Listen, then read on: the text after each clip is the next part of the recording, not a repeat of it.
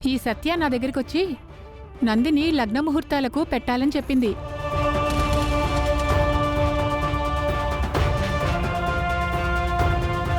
దానికొక నెక్లెస్ కావాలంటే ఇచ్చాం పిన్ని.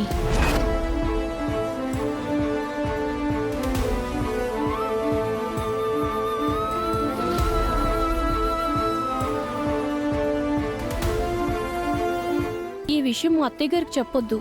అంటే ఈ నగలన్నీ ఊళ్ళో వాళ్ళందరి దగ్గర నుంచి తీసుకొచ్చి నన్ను పిచ్చిదాన్ని చేద్దాం అనుకుంటున్నావా? అమ్మా, అత్తయ్య, అది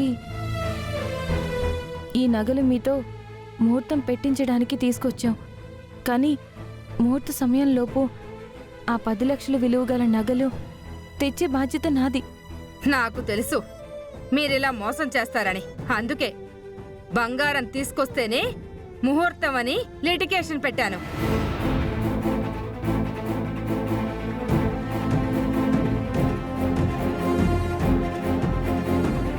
మీరు నేను అనుకున్నట్టే చేశారు. ఇక ఈ పెళ్లి ముహూర్తం లేదు, ఏమీ లేదు.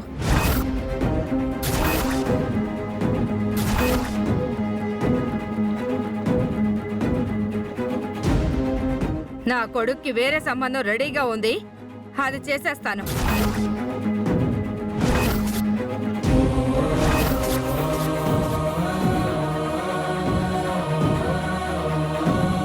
అమ్మా, సత్య పెళ్లిలోపు ఇస్తానంటుంది కదా. కామాక్షమ్మ గారు, సత్య మాటిచ్చిందంటే తప్పదు.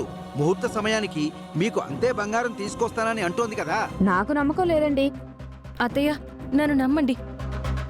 బంగారం తీసుకొచ్చి ఇచ్చే బాధ్యత నాది. అవునండి, ఆ బంగారం నేను సత్య తీసుకొస్తాం. నాది బాధ్యత. అమ్మా, ఒక్క అవకాశం ఇవ్వమ్మా. ముహూర్తంలోపు బంగారం ఇస్తానంటుంది కదా. ప్లీజ్ అమ్మా.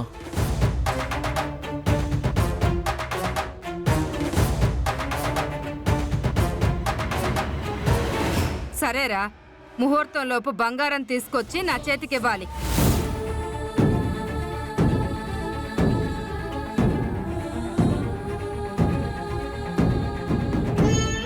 ఇవ్వని పక్షంలో పీటల మీద పెళ్ళైనా సరే ఆపేసి నిన్ను తీసుకుని వెళ్ళిపోతాను.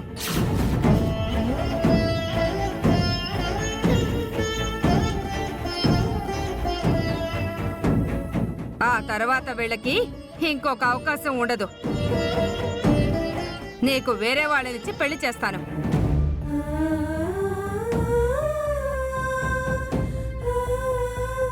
అత్తయ్య, పీటల మీద పెళ్లి ఆగిపోయే పరిస్థితి అయితే రాదు. ఈ పెళ్లి జరిపించే బాధ్యత నాది. అది చూద్దాం.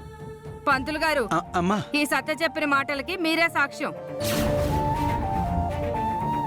మళ్ళీ పీటల మీద పెళ్లి ఆపేశానని నిందలు నా మీద పడకూడదు.